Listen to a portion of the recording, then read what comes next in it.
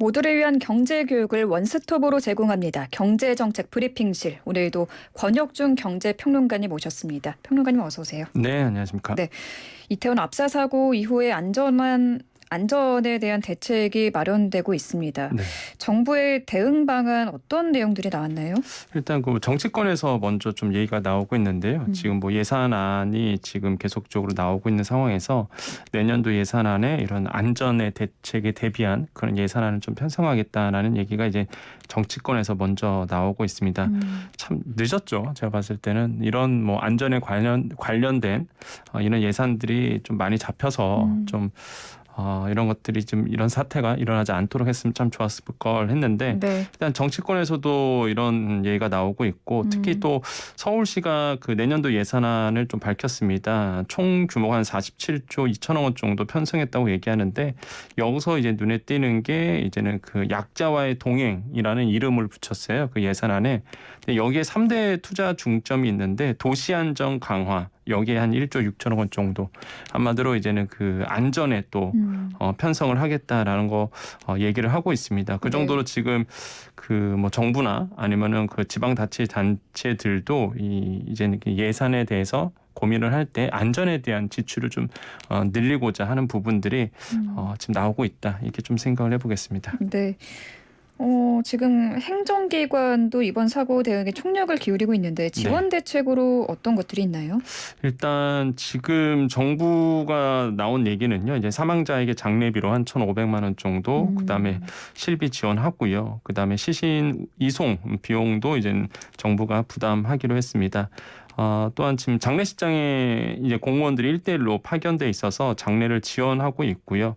특별히 이번에 그 용산구가 특별재난 지역으로 이제는 지정이 됐습니다. 네. 그래서 사망하게 된다 그러면 이제 위로금 형태로 이제는 2천만 원이 이제 지급이 되는 건데 네. 참 그 유가족 입장에서는 참 가슴이 아프죠. 사실 이런 뭐 그렇죠. 지원금보다도 네. 마음이 참 무거울 거다라고 생각을 해보겠습니다. 네. 그래서 뭐 정부의 이런 대응 방안도 있겠고 그다음에 각 그 행정기관도 뭐 대응 방안을 내놓고 있는데 일단 뭐 국세청 같은 경우에는 유가족에게 여러 가지 뭐 지원 얘기를 하고 있습니다. 예를 들어서 뭐 종합소득세나 중간 예납 아니면 부가가치세 이런 것들을 좀 연장시켜 주겠다 이런 얘기를 하고 있거든요. 네. 근데 이런 거는 이제는 그 유가족이 사업자인 경우에 해당하겠죠. 이런 분들에게 뭐 세금을 뭐 유예 주겠다 이런 얘기도 나오고 있고요. 그다음에 뭐 기획재정부도 이제는 이번 사태에 대해서 예비비를 포함해서 만약에 각 부처에서 예산에 대해서 얘기를 한다 그러면 전용할 수 있도록 하겠다라고 하면서 예비비를 지출할 수 있도록 하겠다라고 얘기해서 뭐 전 지금 행정기관도 총력에 좀 기울이고 있는 이런 모습들이 보여지고 있습니다. 지금 외국인 사망자 분들도 있거든요. 네. 26명으로 네네. 지금까지 알려지고 있는데요. 외국인 가족에 대한 지원 대책도 마련이 당연히 돼야겠죠. 네, 지금 계속 나오고 있는데 한덕수 국무총리가 이런 얘기를 했습니다. 외국인 사망자 가족들의 입국 지원 절차를 만전히 기울이겠다. 이런 얘기를 했거든요. 그 정도로 지금 이번 그 사고에 대해서 외국인 사망자도 계속 나오고 있다 보니까 참 네. 안타까운데 그래서 이런 얘기가 지금 지원 대책도 나오고 있습니다. 일단은 국내 그 사망자의 같은 경우 또한 부상자의 같은 경우에도 일단은 뭐 건강보험 재정을 통해서 치료비를 이제 선대납하기로 했거든요. 그러니까 먼저 일단 치료를 하고 나서 나중에 이제 정산하겠다. 네. 건보공단과 사후 정산할 예정으로 보고 있고요. 그러면 이제 조금 더 신속하게 치료가 될 수 있겠죠. 그다음에 가족의 그 심리치료. 그다음에 구호 활동 중 부상자에 대한 심리 치료도 동행하기로 했는데 네. 이러한 어떤 그 국내에 있는 피해자들, 부상자들, 사망자들 지원과 더불어서 그 외국인에게도 원칙적으로 내국인과 같은 그 이런 지원 절차가 따를 것으로 보고 있습니다. 그리고 그렇군요. 인도적으로 봐도요. 당연히 그래야 되고요. 그럼요. 그래서 지금 이런 대책들이 나오고 있습니다. 네. 정부는 이달 5일까지를 국가 애도 기간으로 정했습니다. 네. 슬픔에 동참하기 위해서인데 일반 국민들은 사실 어떻게 애도를 표해야 할지 잘 모르실 수도 있거든요. 네. 이 내용도 짚어주실까요? 일단 정부는 지금 모임 자제를 하고 있죠. 그래서 행정기관이나 뭐 공공기관이나 그 모임을 자제해달라 요청을 하고 있고 특히 이제 관공서나 그 제외공간에 조기 개항하고 있습니다. 그다음에 그 공직자들도 애도 리본을 달고 있고요. 또한 애도 분위기가 맞지 않는 뭐 사고 동영상, 또 개인 신상, 무분별한 영상 이런 것들은 고인의 그 명예를 훼손할 수 있기 때문에 네. 자제를 당부하고 있고요. 네. 그래서 일반 시민들 같은 경우에는 지금 각 지방자치단체에 지금 추모가 있습니다. 그래서 추모 열기가 있기 때문에 거기 가셔서 이제는 그 사망자들에 대한 부분에 대해서 어느 정도 추모를 할 수 있도록 자리를 지금 마련한 상태거든요. 그래서 이렇게 동참하셔서 네. 지금도 지금 계속 동참하고 계시고요. 이런 추모 열기에 동참하고 계시다라고 말씀을 드리겠습니다. 네. 이태원 참사 이번 희생자분들을 위한 합동 분향소가 전국 곳곳에 마련이 돼 있으니까요. 네. 한번 검색을 해보시고 가까운 분향소에 가서 애도를 표하시는 것도 방법이 될 것 같습니다. 지금 인터넷상에서 사고 영상과 사진들이 무분별하게 사실 공유가 되고 있거든요. 네. 여기에 대한 대책도 나왔나요? 경찰은 이제는 사고 원인 조사를 위해서 뭐 이태원 사고 수사본부를 설치하면서 그 사고 원인이라든지 아니면은 그 분석에 좀 착수를 하고 있는데 네. 지금 그럼에도 불구하고 지금 인터넷상에서는 이런 그 사고에 대해서 조회수 올리기, 뭐 일명 그 너튜브에서 일어나는 조회수 올리기라든지 아니면 그리고 이걸 가지고 이제는 상업화하는 모습들도 아직도 지금 있거든요. 안 참 되죠. 이런 모습 봤을 때 참 네. 안타까운, 차마 방송에서 표현하기는 어려운 말이지만 참 안타까운 모습이다. 그래서 우리의 국민성이 참 이 정도까지 왔나라는 생각할 정도로 한탄스럽고 개탄스럽고 그래서 지금 이런 분들에 대해서 이제는 경찰은요 경고의 목소리를 내고 있고 특히 이제 사이버 검색을 강화하고 있습니다. 네. 그래서 허위 조작 정보라든지 아니면은 이런 영상에 대해서 무분별하게 유포되고 있는 망자에 대한 명예훼손이죠. 이런 부분에 대해서 강력하게 경고를 하고 있고 네. 지금 사이버 검색을 강화하고 있기 때문에 다시 한번 뭐 말씀드리겠지만은 이런 걸 가지고 말 그대로 이익을 얻기 위해서 하시는 분들은 강력한 규제가 필요해 보인다라고 말씀을 드리겠습니다. 네, 또 이태원 참사와 관련한 그 사진과 영상을 네. 계속해서 검색을 해서 보는 행위도 그 심리적으로 상당히 좋지 않기 때문에 이런 네네. 행동도 안 하시는 게 좋을 것 같고요. 네.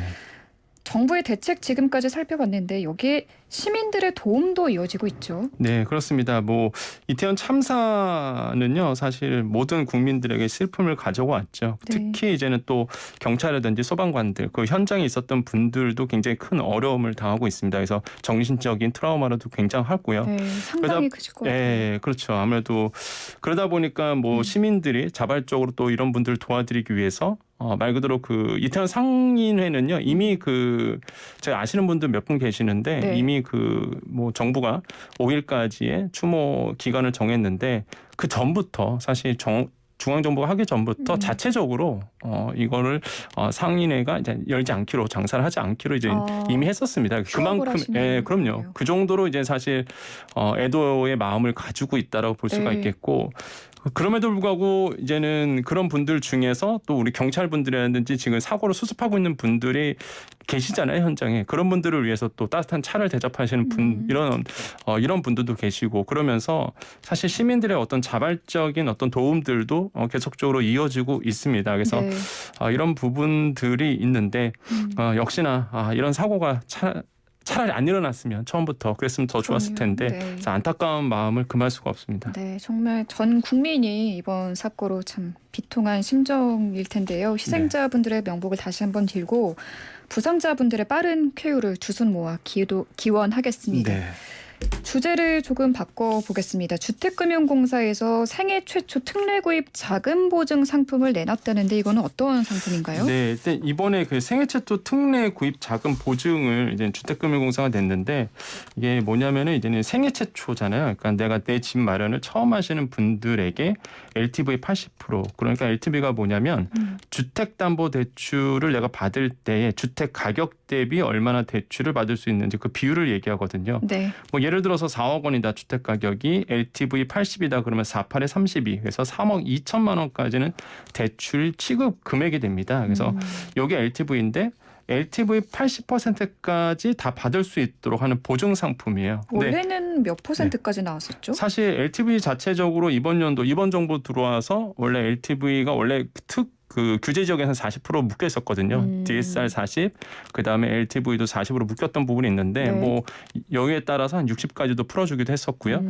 그런데 이제는 이번 정부 들어와서 네. 이제 생애 최초에 대비해서 생애 최초 부분만 이제 80% 유예해 준 부분이 있었습니다. 늘려줬는데 근데 이번 보증 상품이 왜 나왔냐면 아마 그러실 거예요. 왜 80% 이미 있는데 왜 보증 상품 80%또 나오죠? 그러셨을 텐데 반공제라는 게 있습니다. 이제 대출 받을 때 그냥 아파트를 만약에 예를 들어서 내가 산다 그러면 은행 가서 대출 받는다 그러면 소액 임차 보증금이라는 게 있어요. 이거를 뺍니다.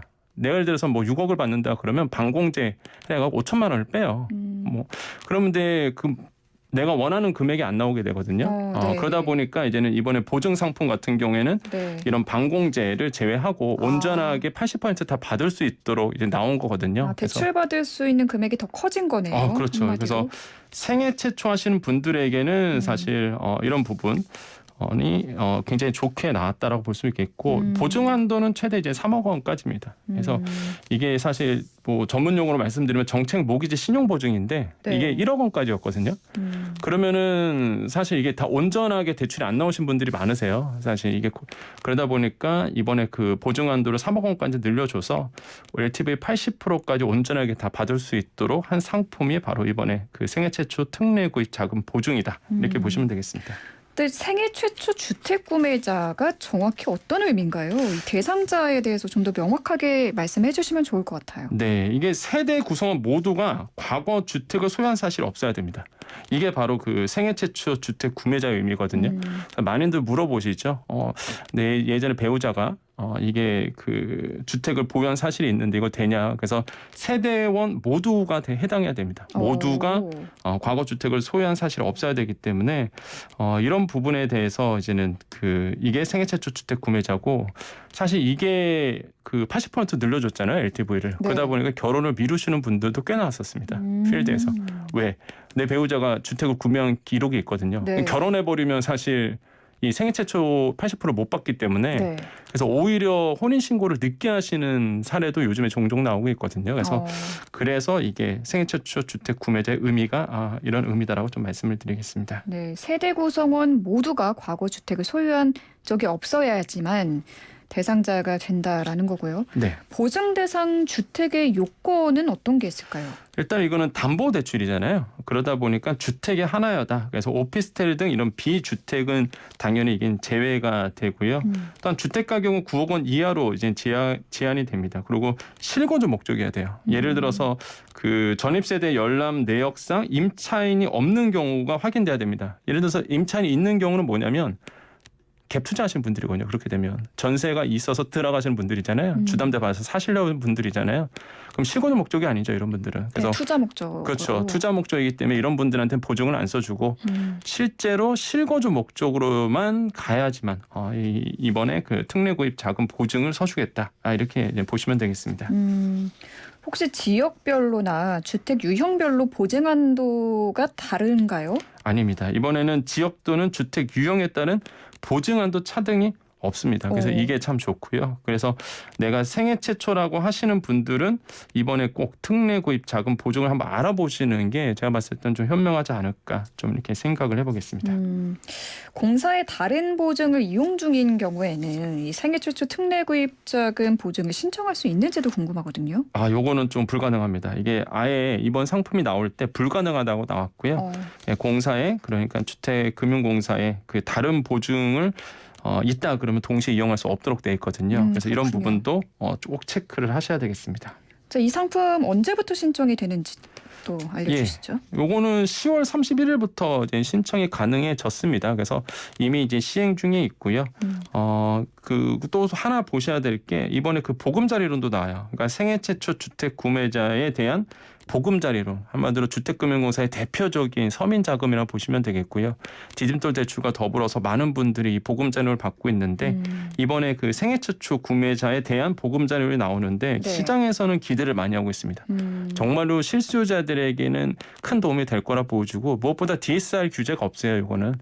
DSR 규제가 없으면 사실 이제 소득에 대해서 어느 정도 걸리는 분도 있거든요. 그래서 DSR 때문에 대출이 안 나오시는 분들이 있는데 이런 분들에게는 사실 오히려 좋죠. 그래서 이번에 주택금융공사에서 나오는 보금자리론 이게 11월 중 출시 예정으로 되어 있습니다. 그래서 공사에서 추후 안내하기로 했는데 네. 시장에서는 이 부분에 좀 기대하는 바가 굉장히 크다. 그래서 네. 실제적인 실수요자라면 해당이 되시는 분들이 생각보다 많을 것이다 보고 있지만 역시나 하지만은 뭐 금리가 낮다 하지만 지금 고금리 상태에서 사실 이렇게 대출을 만약에 LTV 80%까지 나온다 하더라도 그 정도로 대출을 받아서 사시는 분들은 요즘 상황으로는 많지 않을 거다. 네. 이렇게 생각을 해봅니다. 네, 어쨌든 11월 중에 출시가 되면 이 보금자리론에 대한 내용도 짚어 주시고요. 오늘 말씀 여기까지 듣겠습니다. 고맙습니다. 네, 감사합니다. 네, 권혁준 경제평론가와 함께했습니다.